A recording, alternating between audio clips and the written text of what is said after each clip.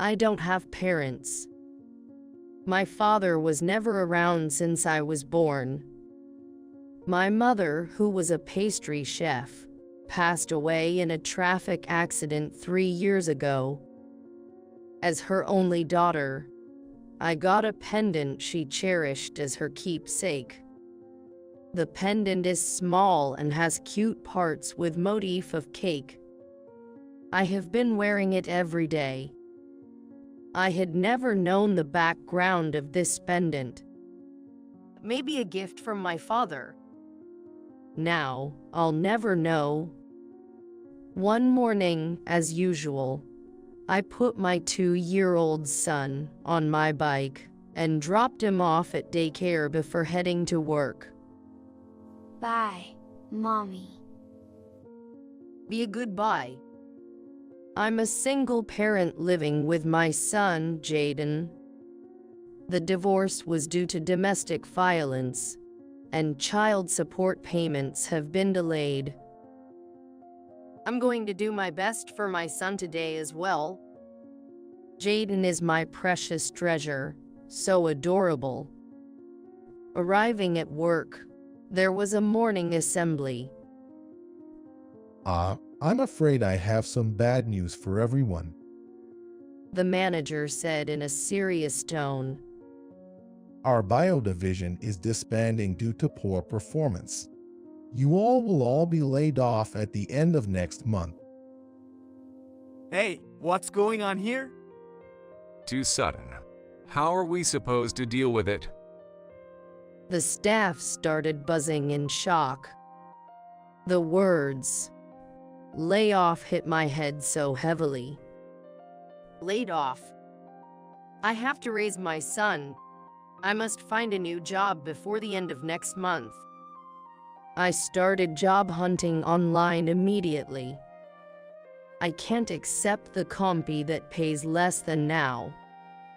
I need to earn enough to send him to college. But it was hard to find a good job. Even when I passed the document screening, I always got rejected in the interviews. I see you have a young child. Young kids tend to follow easily. What would be your plan in such situations? I might have to leave early or take a day off. Okay, but Interviewers always frowned at my answer. Companies avoid hiring employees like me. I got so many job interviews, but rejected by all over and over again. The job search was much harder than I imagined for a single parent with a 2-year-old. What if I can't find a job? I was at a loss. The word despair crossed my mind. That's when it happened. At a job fair, I paused in front of one booth. The content displayed on this monitor screen. It's the same project I was in charge of. Of course, the project will be terminated since the department is being dissolved. All my hard work, I thought, watching the screen. Then a staff member from the company spoke to me. Are you from the same industry? Yes, but I'm being laid off at the end of this month. Seeing no point in pretending, I spoke honestly. Then the staff offered me a company brochure, saying, Next month, our department is conducting mid-career recruitment exams. If you're interested, please consider applying. "Thank you," I replied, accepting the brochure and leaving the booth. The company was a well-known corporation. The recruitment process probably will have an incredibly high competition ratio. I was so sure I'd be rejected again as usual. Still, I decided to send in my resume, thinking it was worth a shot. To my surprise, I passed the document screening and swiftly made it to the final interview. By then, I had been laid off from my previous job and was out of work. I was living off my little savings and doing daily employment. If I miss this opportunity, there will be no chance. On the morning of the interview day, just like always, I gazed at my mother's photo. "Mom, I have an important interview today. Please watch over me." After speaking to my mother in heaven, I lifted up my son. "Mommy has a very important interview today. Can you say good luck for me?" Yeah, go for it, Mommy. With his childlike, unclear speech, my son encouraged me. "Thank you, Jaden." I hugged my son, nuzzling his soft cheeks. When I arrived at the interview venue, about 10 other candidates were there. "Only 2 of us will be chosen." I was nervously waiting for my turn. After a short wait, my name was called, and I entered the interview room. The interviewers were 2 people: the staff who spoke to me at the exhibition, and a woman in her 40s. I don't know why, but the woman seemed more interested in the pendant on my chest than in my face. I wonder if wearing it to the interview was not appropriate, I thought, and felt a bit of regret. It was my mother's keepsake, and I wore it for good luck. But what should I do if I failed due to this pendant? My anxiety grew, but it was too late to change the situation. The interview progressed smoothly with various questions. Finally, the woman said, "Where did you get that pendant from?" I was startled. "It was my mother's keepsake." As I answered, her face momentarily turned sad. "Your mother's name was Mary, wasn't it?" Her words took me by surprise. "Yes. Did you know her?" "Yes, an old acquaintance. I'm sorry to hear she passed away," she murmured. Then, as if pulling herself together, she returned to a formal tone. "That's all for the interview. We'll contact you later with the results." The next day on Saturday, while I was at home, the woman interviewer called me. I thought it was a call about the interview results, but she said, "I've come close to your place now. May I drop by for a bit?" Of course, I said, "Okay." After a while, she arrived at my house. "Sorry for the sudden visit," she said, offering a box of cake. "If you'd like, please accept." "Thank you." I took the cake out of the box and placed it on a plate. She gazed at the photograph and closed her eyes. Meanwhile, I made some tea and arranged the rest of the cake on a plate on the table. After a while, she turned to me, bowed her head, and said, "I received a big help from your mother during her life." "What was your relationship with my mother?" When I asked, she shared a story from the past. "I met Mary when I was 12 years old. It's been nearly 30 years ago from now. My mother had cancer, and I didn't have a father. On my mother's birthday, with her limited time left, I wanted to buy her favorite cake. So I went to the cake shop where Mary was working. But the money I had saved from my allowance wasn't enough. I wanted a whole decorated cake. So I thought I'd make it myself and started visiting the cake shop every day to peek inside.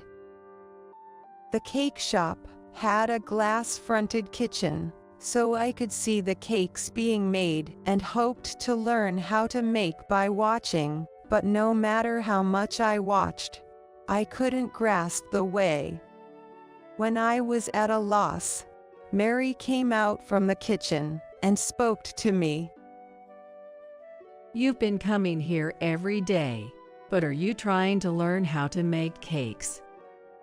I want to give my mom a cake because she's going to heaven soon. It's her last birthday, but I don't have enough money, so I thought I'd make it myself. But no matter how many times I come to see you, I can remember how to make it.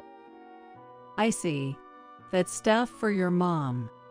Well, then I'll make a cake for you for free. Really? For free? But my mom always says not to trouble others. How about we make it together? You'll pay for the ingredients, so it's not entirely free. Really? Of course. Thank you. And on the day before my mother's birthday, I went to Mary's house. Let's get started.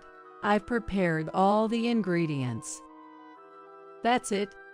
Mix the whipped cream. Yes, like that. Like that.